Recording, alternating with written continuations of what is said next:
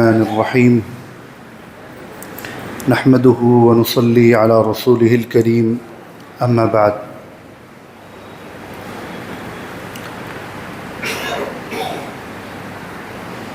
گزشتہ جمعے کو صدقہ فطر سے متعلق کچھ مسائل بیان کیے گئے تھے۔ اس سے پہلے زکوٰۃ کے حوالے سے گفتگو ہوئی تھی۔ اس سے پہلے والے جمعہ میں دو جمعوں میں رمضان سے پہلے کیا کریں، رمضان کیسے گزاریں، اس پر گفتگو ہوئی تھی۔ آج چونکہ رمضان المبارک کی 18 تاریخ ہے اور کتنی تیزی کے ساتھ رمضان کے یہ دن گزر گئے، ایسا لگتا ہے کہ جیسے رمضان بہت زیادہ بے نیاز ہے اور سارے مہینے جلدی گزر جاتے ہیں، لیکن رمضان بہت زیادہ جلدی گزر جاتا ہے، پتہ ہی نہیں چلتا۔ بھی کل کی بات تھی، ہم آپ چاند کا انتظار کر رہے تھے اور آج 18 دن ہو رہے ہیں۔ اللہ تعالی ہم سب کو بقیہ دنوں کی قدر کی توفیق عطا فرمائے۔ رمضان کے آخری عشرے میں ایک اہم عبادت کی جاتی ہے جس کا نام ہے اعتکاف۔ اعتکاف یہ پچھلے زمانے کے نبیوں سے ہوتا چلا آ رہا ہے۔ ہم دیکھیں قرآن کریم میں سورہ بقرہ میں پہلے پارے میں اللہ تبارک و تعالی نے ارشاد فرمایا وَإِذْ جَعَلْنَا الْبَيْتَ مَثَابَةً لِلنَّاسِ وَأَمْنًا وَاتَّخِذُوا مِن مَّقَامِ إِبْرَاهِيمَ مُصَلًّى وَعَهِدْنَا إِلَىٰ إِبْرَاهِيمَ وَإِسْمَاعِيلَ أَن طَهِّرَا بَيْتِي لِلطَّائِفِينَ وَالْعَاكِفِينَ وَالرُّكَّعِ السُّجُودِ۔ ان آیات میں اللہ تعالیٰ تذکرہ فرما رہے ہیں حضرت ابراہیم اور حضرت اسماعیل نے جب خانہ کعبہ کی تعمیر کی، تعمیر مکمل کر لینے کے بعد اللہ تعالیٰ نے ان دونوں کو حکم دیا کہ یہ اس اللہ کے گھر کی، بیت اللہ کی صفائی کریں۔ کس کے لیے صفائی کریں؟ للطائفین، طواف کرنے والوں کے لیے، یعنی اب اللہ کا گھر تیار ہو گیا، خانہ کعبہ تیار ہو گیا، اب اس گھر کی صفائی کی جائے تاکہ دنیا بھر سے جو لوگ یہاں آئیں طواف کرنے والے، والعاکفین اور اعتکاف کرنے والے، والرکع السجود اور نماز پڑھنے والے۔ اتنا اللہ کے نزدیک اس عمل کی اہمیت ہے، مقام ہے کہ اللہ تعالیٰ اپنے ان دو جلیل القدر پیغمبروں کو یہ حکم دے رہے ہیں کہ وہ اعتکاف کرنے والوں کے لیے اللہ کے اس گھر کی صفائی کریں، اس کو پاک کریں، صاف کریں۔ اور قرآن میں اللہ تعالیٰ نے اس کا تذکرہ فرمایا ہے۔ اور اس عمل کی اہمیت کے لیے یہ بات بھی کافی ہے کہ اللہ کے آخری پیغمبر جناب محمد الرسول اللہ صلی اللہ علیہ وسلم نے بہت سارے کام ایسے کیے ہیں جو آپ نے کبھی کیے اور کبھی چھوڑ دیے، لیکن اعتکاف ایک ایسا عمل ہے جو اللہ کے نبی نے ہجرت کے بعد کسی سال کبھی ناغا نہیں کیا۔ جب آپ مکہ مکرمہ سے مدینہ تشریف لے آئے تو آپ نے ہر سال رمضان کے آخری 10 دنوں کا اعتکاف فرمایا۔ ویسے تو اعتکاف پورے سال آپ کبھی بھی کر سکتے ہیں، بلکہ مسجد میں آنے کے آداب میں ہے کہ مسجد میں داخل ہوں جتنی دیر کے لیے تو اعتکاف کی نیت کر لیں، لیکن یہ جو رمضان کے آخری عشرے کا اعتکاف ہے یہ مسنون اعتکاف ہے، اور اس اعتکاف کی کچھ خاص شرائط ہیں، کچھ خاص اس میں اللہ تعالیٰ نے قانون مرتب کیا ہے۔ اور رسول اکرم صلی اللہ علیہ وسلم کا جو آخری سال تھا،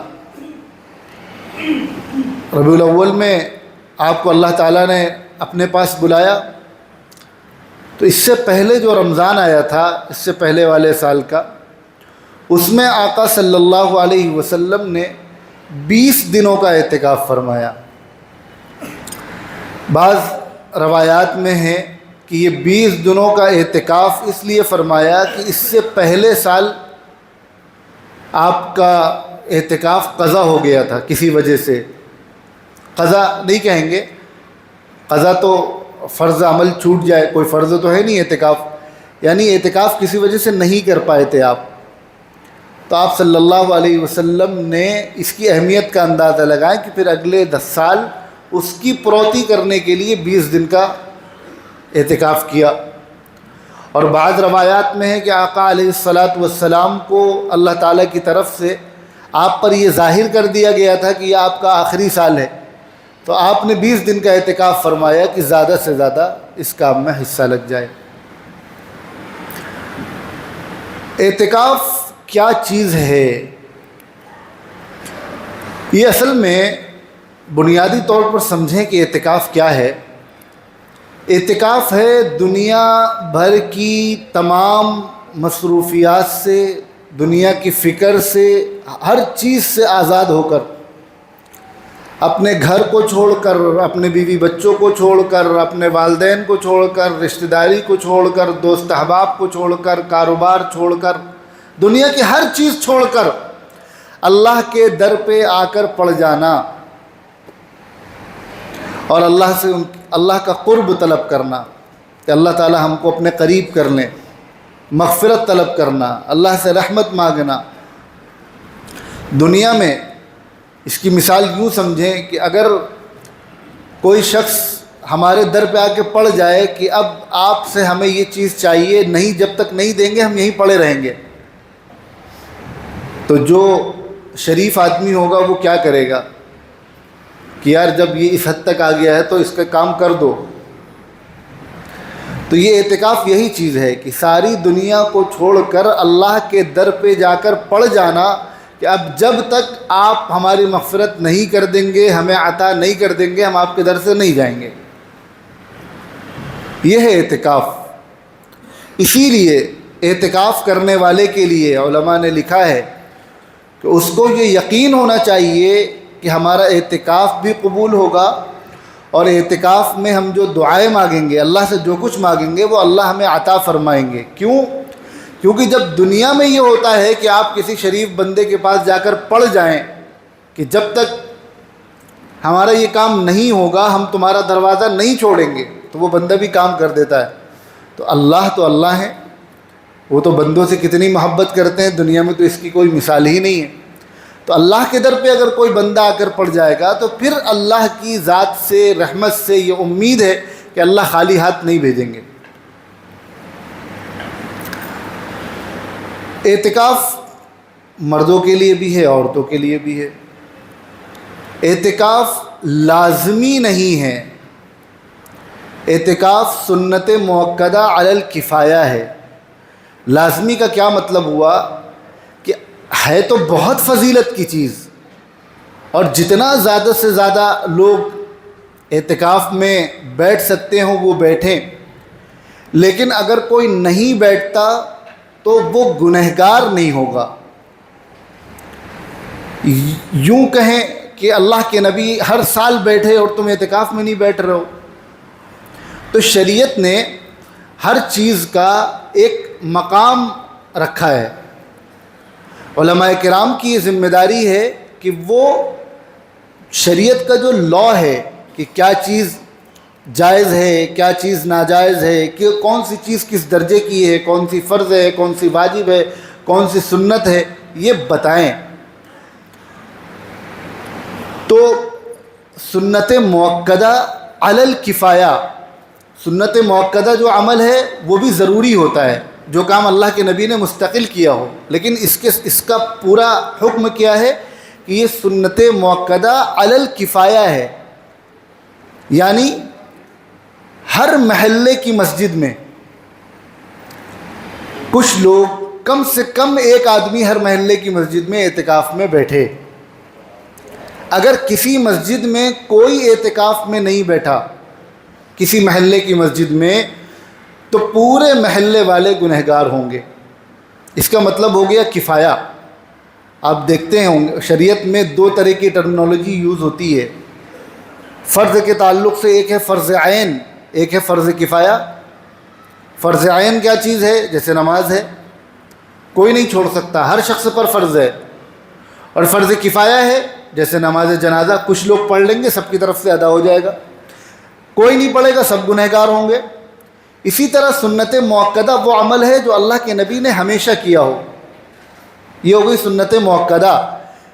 یہ بھی ضروری ہے کرنا، نہ کرنے پر گناہ پڑے گا، چھوڑنے پر گناہ پڑے گا، بات درست ہو سکتی ہے، لیکن ساتھ میں کفایہ مطلب سنت موقدہ ہے، لیکن اگر کچھ لوگوں نے یہ کام کر لیا تو پورے محلے کی طرف سے ادا ہو گیا، کسی نے نہیں کیا تو سب گنہگار ہوں گے، سب کو اس کا حساب دینا پڑے گا۔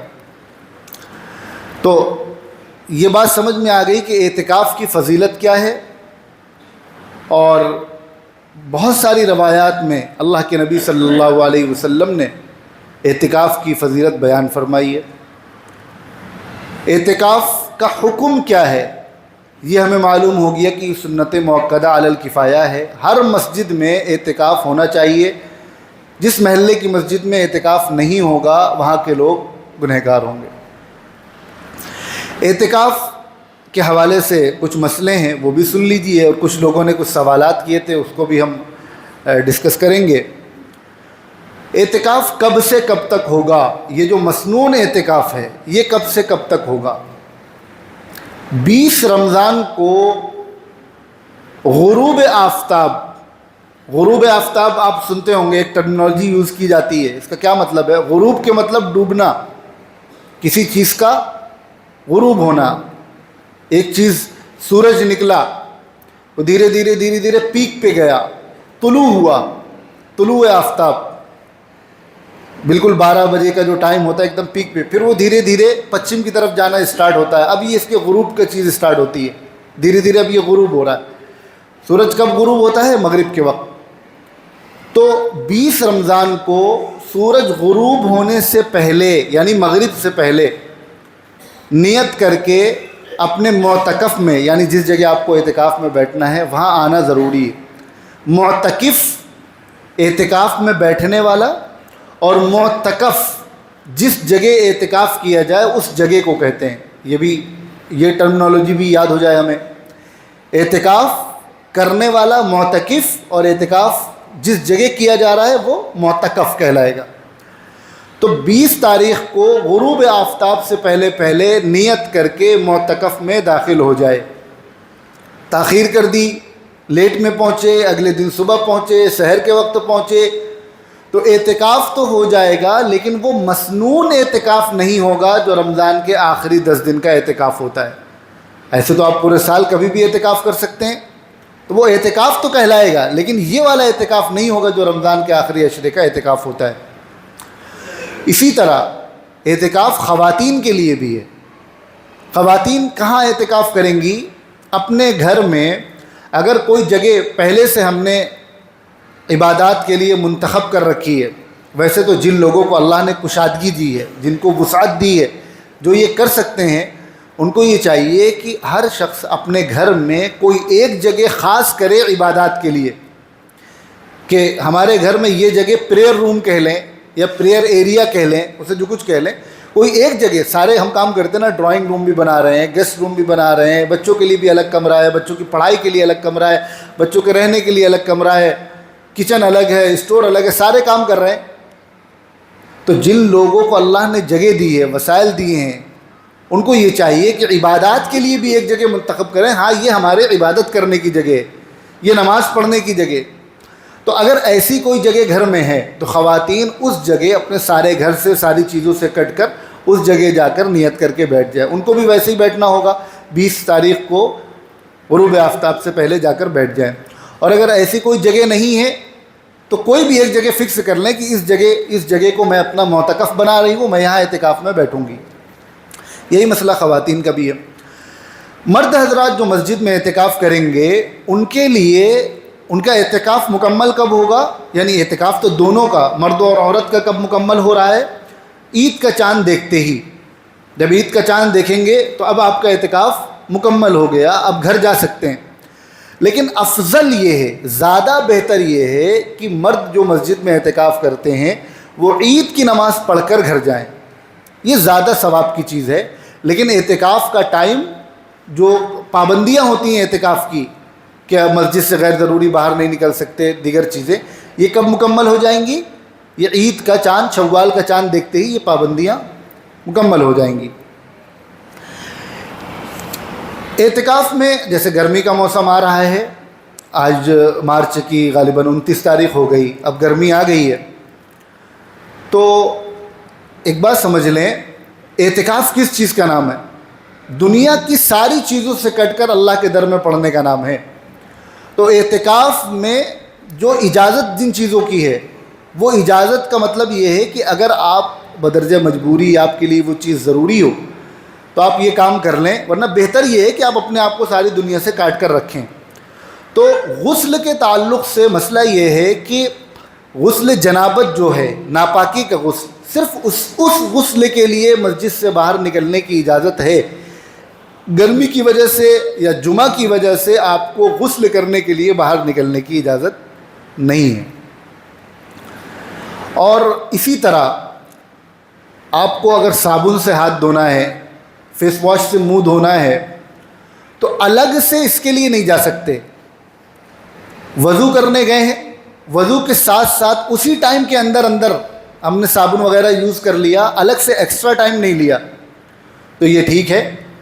اسی طرح غسل جنابت, غسل کر رہے ہیں, اس میں آپ نے صابن لگایا, ایکسٹرا ٹائم نہیں لیا, یعنی غسل کرنے میں جتنا ٹائم آپ کو لگنا چاہیے تھا اتنا ہی ٹائم لیا اور ساتھ میں صابن وغیرہ یوز کر لیا, اس کی اجازت ہے. لیکن صرف صابن سے ہاتھ منہ دھونے کے لیے الگ سے جانا, یا وضو کے بعد صابن سے ہاتھ دھونے کے لیے رکنا, یا غسل کے بعد الگ سے ایکسٹرا ٹائم لگانا صابن سے ہاتھ منہ دھونے کے لیے, اس کی اجازت نہیں ہے.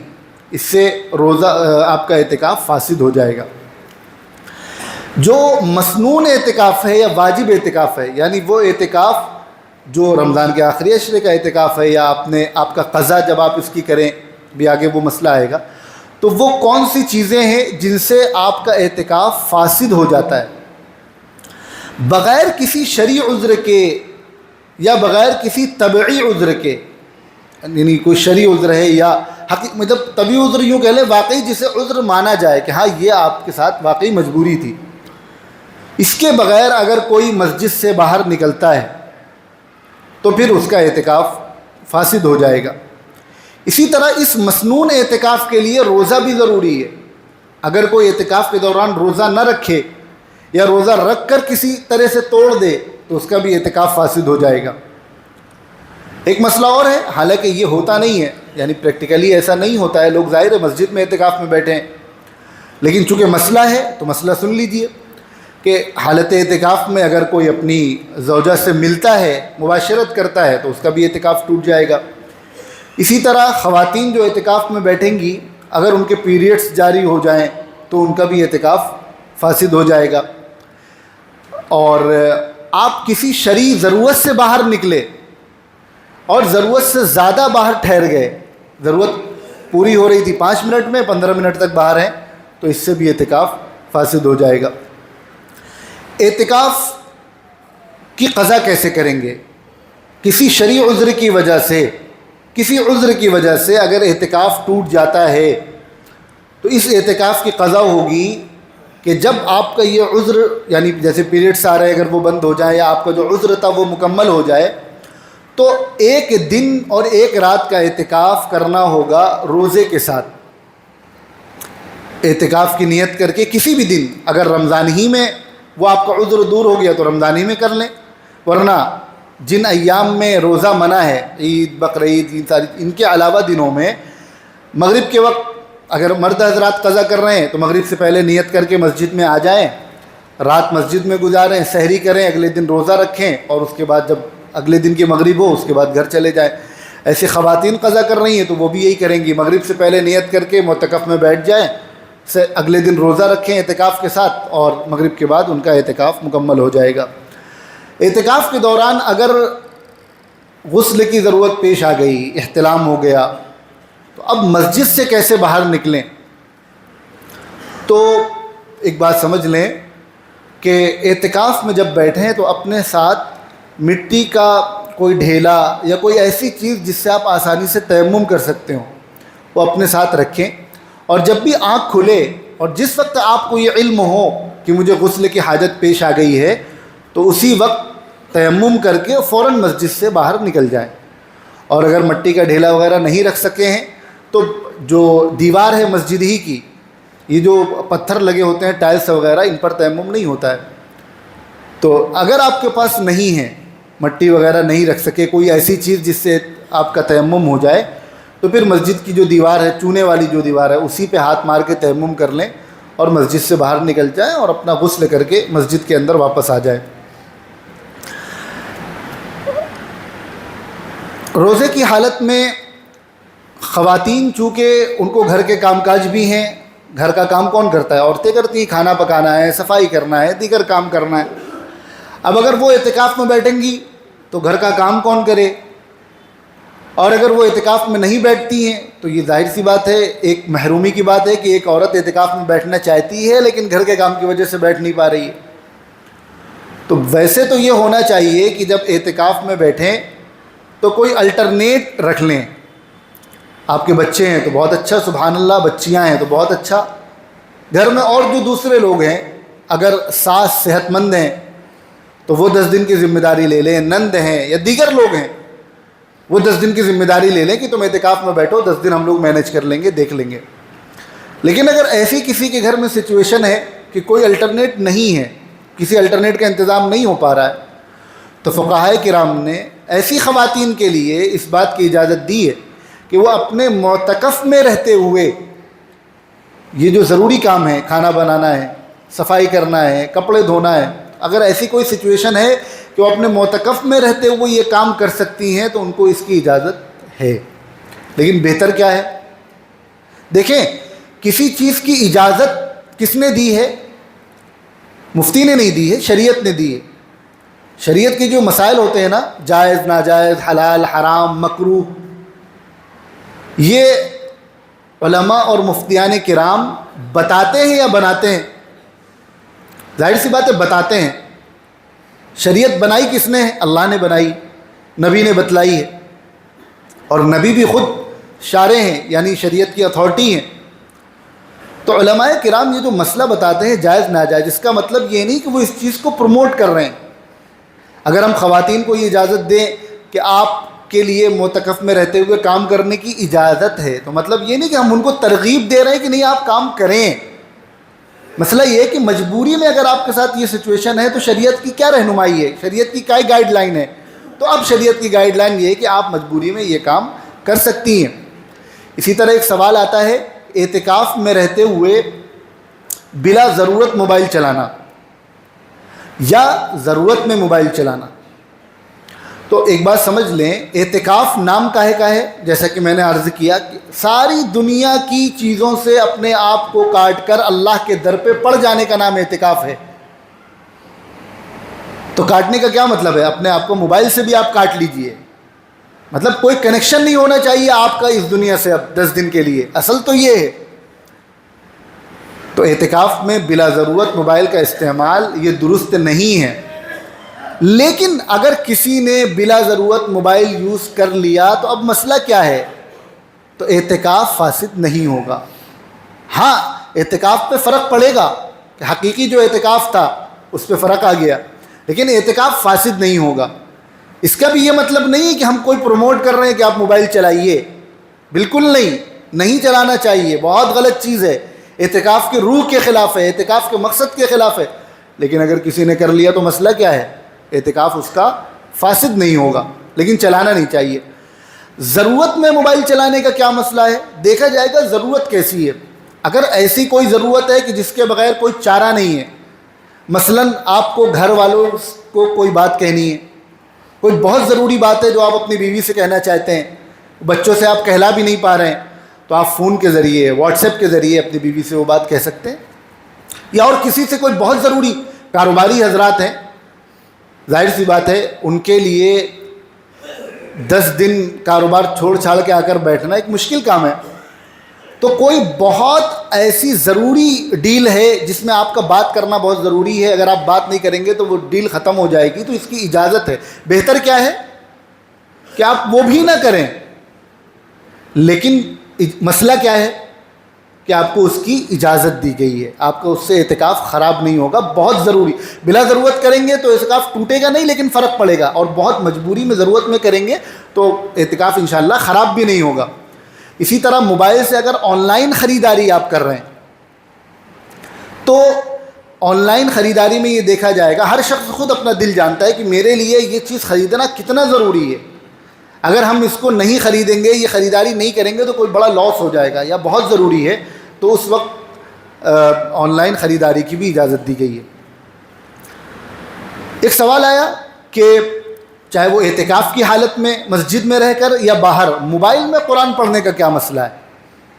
اور یہ سوال بہت دنوں سے لوگ پوچھ رہے ہیں اور کنفیوز بھی ہوتے ہیں مختلف طرح کی باتیں سن کر۔ تو آپ اچھی طریقے سے سمجھ لیں کہ اس بات پر مفتیان کرام کا ایگریمنٹ ہے، چاہے وہ دیوبند کے ہوں، وہ دیگر ادارے کے ہوں، ہمارے ملک کے ہوں یا ہمارے دوسرے پڑوس کے ممالک کے ہوں، مفتیان کرام اس پر متفق ہیں کہ موبائل میں قرآن رکھنے اور قرآن پڑھنے کی بالکل اجازت ہے، لیکن بہتر یہ ہے کہ آپ قرآن میں پڑھیں، وہ زیادہ افضل ہے، وہ زیادہ ثواب کی چیز ہے۔ لیکن ظاہر سی بات ہے کہ ہر شخص ہر وقت باوضو نہیں رہ سکتا، اور اس میں قرآن پڑھنے کے لیے آپ کو کسی ایک جگہ پرٹیکولر باوضو ہو کر بیٹھنا پڑتا ہے۔ اب آپ کہیں سفر پہ جا رہے ہیں، وضو نہیں ہے، قرآن پڑھنے کا دل چاہ رہا ہے، حافظ بھی نہیں ہے، تو یہ مسئلہ ہے کہ بے وضو بغیر چھوئے آپ قرآن پڑھ سکتے ہیں، آپ کو پورا ثواب ملے گا۔ یعنی یہ جو آیا نا ہر حرف پر 10 نیکیاں، اس کے ساتھ وضو کی قید نہیں ہے، بات سمجھ رہے ہیں؟ وضو کر کے پڑھیں گے تب تو ثواب اور بڑھ جائے گا، اور قرآن ہاتھ میں لے کر پڑھیں گے تب تو ثواب اور بڑھ جائے گا۔ لیکن اگر آپ کا وضو نہیں ہے پھر بھی قرآن پڑھیں گے تو یہ 10 نیکیاں ہر حرف میں ملیں گی۔ اور موبائل میں اگر آپ قرآن پڑھ رہے ہیں اور وضو نہیں ہے تو آپ کا ہاتھ اسکرین پہ ٹچ نہیں ہونا چاہیے۔ موبائل کو آپ پکڑے ہیں، قرآن پڑھ رہے ہیں، کوئی مسئلہ نہیں ہے، آپ کو پیج اسکرول کرنا ہے تو اب تو ایسے اپلیکیشنس آ گئے ہیں قرآن کریم کے کہ آپ والیوم بٹن سے پیج اسکرول کر سکتے ہیں، اب سے پیج آگے چلے جائیں گے، ڈاؤن کریں گے تو ایک پیج پیچھے چلے جائیں گے، تو کوئی اتنا بڑا مسئلہ رہ نہیں گیا ہے۔ اور اسکرین نہ چھوئیں، ہاں اگر وضو ہے تو اسکرین سے بھی قرآن، موبائل میں بھی قرآن پڑھتے ہوئے جو اسکرین ہے اس کو چھونے کا وہی مسئلہ ہے جو قرآن کو چھونے کا مسئلہ ہے، اگر موبائل میں اسکرین میں قرآن کھلا ہوا ہے۔ تو اس حوالے سے مسئلہ بہت کلیئر ہے، اس میں بہت زیادہ کنفیوز نہیں رہنا چاہیے ہمیں کہ علماء کرام کا، مفتیان کرام کا، جتنے بڑے ادارے ہیں، دارالعلوم دیوبند ہو، پڑوس میں بنوریا ٹاؤن ہو، کراچی کا ہو، جتنے بڑے ادارے جو بر صغیر میں جن کو ایکسیپٹنس ہے، جن کے فتویٰ مانا جاتا ہے، ان کا اس پر اتفاق ہے کہ موبائل میں قرآن پڑھنے کی اجازت ہے۔ لیکن پھر میں وہی بات عرض کروں گا، اس کا بالکل یہ مطلب نہیں ہے کہ ہم موبائل میں قرآن پڑھنے کو پروموٹ کر رہے ہیں۔ بہتر یہی ہے کہ آپ قرآن میں قرآن پڑھیے، یہ زیادہ بہتر ہے آپ کے لیے۔ بھائی قرآن کیوں پڑھ رہے ہیں؟ ثواب کمانے کے لیے نا، تو جتنا زیادہ ثواب ملے اتنا کم ہے۔ لیکن اگر کوئی قرآن موبائل میں قرآن پڑھ رہا ہے تو وہ غلط نہیں ہے، اسے غلط نہیں کہیں گے۔ اسی طرح ایک ذہن میں یہ بات آتی ہے کہ اسی موبائل میں الٹی سیدھی ویڈیوز بھی ہیں، اسی موبائل میں غلط چیزیں بھی ہیں، اور اسی میں ہم قرآن رکھ رہے ہیں۔ تو میرے بھائی، اسی زبان سے آپ جھوٹ بھی بول دیتے ہو، اسی زبان سے آپ غلط بیانی بھی کر دیتے ہو، اسی زبان سے غصے میں کسی کو گالی بھی دے دیتے ہو. اب آپ یہ کہو کہ اسی زبان سے چونکہ ہم گندا کام بھی کرتے ہیں تو ہم اس سے قرآن نہیں پڑھیں گے. تو یہ سمجھداری کی بات ہے، ناسمجھی کی بات ہے. بھائی یہ کہا جائے گا کہ ہاں واقعی قرآن کے احترام کا یہی تقاضا ہے جو آپ کہہ رہے ہو، لیکن اس کا یہ مطلب نہیں کہ آپ قرآن چھوڑ دو، آپ کو غلط چیزیں چھوڑو نا. بات سمجھ رہے؟ یعنی آپ اس زبان سے جو غلط کام کر رہے ہو آپ اسے چھوڑو. نہیں ہے کہ آپ کہہ دو کہ چونکہ ہم اس زبان سے گالی دیتے ہیں لہٰذا ہم اس زبان سے قرآن نہیں پڑھیں گے. اسی طرح آپ کے موبائل میں اگر غلط چیز ہے تو آپ اس غلط چیز کو ہٹائیے. بات سمجھ رہے ہیں؟ تو یہ کہنا کہ اسی موبائل میں غلط چیز ہے تو اس میں قرآن کیسے رکھیں، تو آپ سے یہ کہیں گے بھائی اس غلط چیز کو ہٹائیے. قرآن تو اچھی چیز ہے، اور آج کے دور میں چیزیں ترقی کا زمانہ ہے. ایک مسلمان شریعت کسی کو بھی ترقی سے نہیں روکتی. اللہ کے نبی کے زمانے میں پتھروں پہ، چمڑے پہ، الگ الگ کاغذات پہ قرآن لکھا جاتا تھا، چیزیں لکھی جاتی تھی. اب آپ کہیں نہیں ہم تو سنت پر عمل کریں گے، تو بتائیے جی پائیں گے آج کی دنیا میں، رہ پائیں گے؟ آپ کہیں کہ ڈیجیٹل موبائل میں کوئی دینی کام نہیں کر سکتے، دین کا کام نہیں کر سکتے، تو آپ آج کی دنیا میں رہ پائیں گے؟ جتنے آپ دیکھیں بڑے دین کے کام ہو رہے ہیں، جتنے بڑے دارالفتہ چل رہے ہیں، اب تو بڑی بڑی لائبریریاں ہی موبائل میں آ رہی ہیں. دارالفتہ والوں نے اپنے اپنے ایپ بنا لیے ہیں. بہت بڑا دینی کام انٹرنیٹ کے ذریعے ہو رہا ہے. پوری دنیا کے بڑے بڑے اسکالرس ہیں، ان کا میسج آپ تک پہنچ رہا ہے. اب یہیں پر ایک مسئلہ اور نکل آتا ہے. ایک بڑی زبردست بحث ہے کہ فوٹو کھینچنا جائز ہے کہ ناجائز ہے، ویڈیو بنانا جائز ہے کہ ناجائز ہے. تو اس کو بھی میں آپ کو سمجھا دوں. فوٹو، تصویر یہ ناجائز ہے، بالکل ناجائز ہے، حرام ہے. مسئلہ سمجھ لیجئے، تصویر یہ بالکل ناجائز ہے اور حرام ہے. اس پر سب کا اتفاق ہے، یہ حدیث سے ثابت ہے، اور شدید گناہ ہے اس پر. لیکن یہ موبائل کی جو تصویر ہے یہ اس تصویر میں داخل ہے کہ نہیں ہے، اس پر علماء میں اختلاف ہے. بات سمجھ رہے؟ تصویر بالکل حرام ہے، لیکن یہ موبائل کی تصویر کے تعلق سے علماء کے ایک بہت بڑے بلکہ اکثر طبقے کا یہ کہنا ہے یہ جو موبائل کی تصویر ہے یہ تصویر نہیں ہے، یہ کچھ لائٹس ہیں، یہ کچھ شعاعیں ہیں، یہ تصویر نہیں ہے. تو لہٰذا اس میں کوئی حرج نہیں ہے. اور علماء کے ایک طبقے کا کہنا ہے کہ نہیں، اس کی بھی اجازت نہیں ہے. تو ایسے میں تصویر کی جو حرمت ہے، تصویر کا جو حرام ہونا ہے وہ منصوص ہے. منصوص کا مطلب جو چیز قرآن و حدیث میں ڈائریکٹ موجود ہو. تو تصویر کا حرام ہونا یہ حدیث سے ڈائریکٹ پتہ چلتا ہے. لیکن اب چونکہ دنیا ترقی کر گئی تو اب یہ موبائل کی تصویر ہے کہ نہیں ہے، اس میں علماء کا اختلاف ہو گیا. اور جو ایسا مسئلہ ہو کہ منصوص نہ ہو اور جس میں وقت کے علماء میں دو رائے ہو جائیں، ایسے میں عام آدمی کو یہ اجازت ہے کہ وہ جس امام کو، جس مفتی کو فالو کرتا ہو اس مفتی کی رائے پر عمل کر لے. بات سمجھ رہے؟ اور پھر یہ چیز بقدر ضرورت کریں، اس کو شوق نہ بنائیں.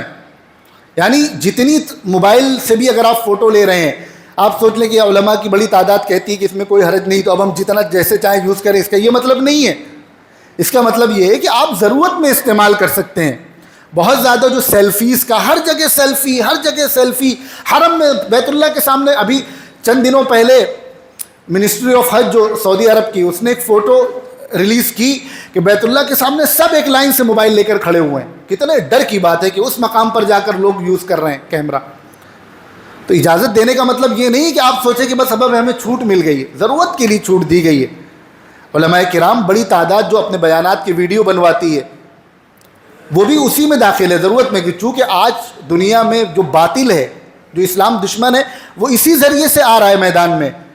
تو اب جب اس میں گنجائش ہے، یہ شریعت کے خلاف نہیں ہے، تو پھر علماء کی یہ ذمہ داری کہ اس لائن سے بھی باطل کو کاؤنٹر کریں. اگر غلط بات اس لائن سے آ رہی ہے تو صحیح بات بھی اس لائن سے پہنچائیں. تو بہرحال موبائل کے حوالے سے ایک مسئلہ آ گیا تھا جو میں نے عرض کر دیا. لیکن جب موبائل کی بات نکلی ہے تو میں ایک بات اور عرض کر دوں. یہ خبر ملی کہ خود ہماری مسجد میں اور بہت ساری مسجدوں میں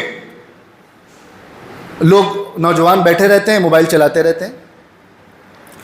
تراویح ہو رہی ہے اور پیچھے بیٹھ کر موبائل چلا رہے ہیں. اللہ ہدایت دے، رمضان شروع ہو گیا، IPL شروع ہو گیا، پتہ نہیں کیا ہمارے نوجوانوں کو مل رہا ہے اس میں، نہ تمہارا ایک فائدہ ہے اس میں، نہ کچھ ہے، بس پیسوں کا کھیل ہے، دوسرے لوگ کما رہے ہیں، تم دیکھ دیکھ کے اپنا رمضان ضائع کر رہے ہو، پتہ نہیں کیا مل رہا ہے تم کو اس میں۔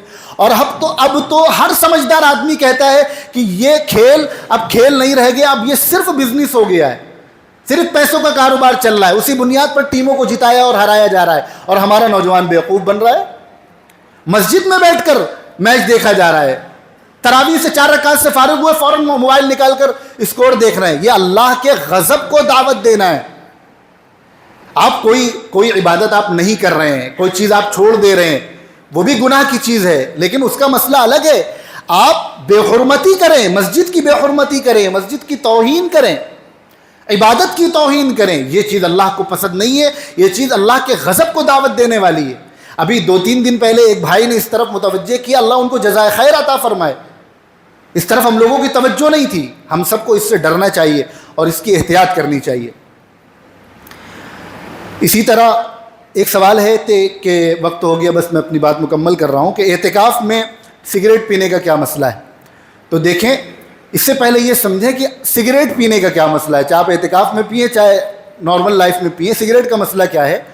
تو سگریٹ مکروہ تنزیہی ہے، ایک چیز ہوتی ہے حرام، پھر اس کے نیچے آتا ہے مکروہ۔ مکروہ کی 2 قسمیں ہیں، مکروہ تحریمی اور مکروہ تنزیہی۔ مکروہ تحریمی یہ تھوڑا زیادہ ہارڈ ہے، یہ حرام سے تھوڑا قریب ہے، اور مکروہ تنزیہی یہ تھوڑا کم درجے کا ہے۔ تو سگریٹ بیسیکلی یہ مکروہ تنزیہی ہے، حرام نہیں ہے، ناجائز نہیں ہے، لیکن چونکہ یہ آپ کے صحت کے لیے نقصان دہ ہے، آپ کے مال کے لیے نقصان دہ ہے، جس جگہ آپ بیٹھ کر پئیں گے 4 لوگوں کو بدبو پہنچے گی، ان کو تکلیف پہنچے گی، اس لیے سے یہ سگریٹ گناہ بن جائے گی، اللہ کی پکڑ کا سبب بن جائے گی۔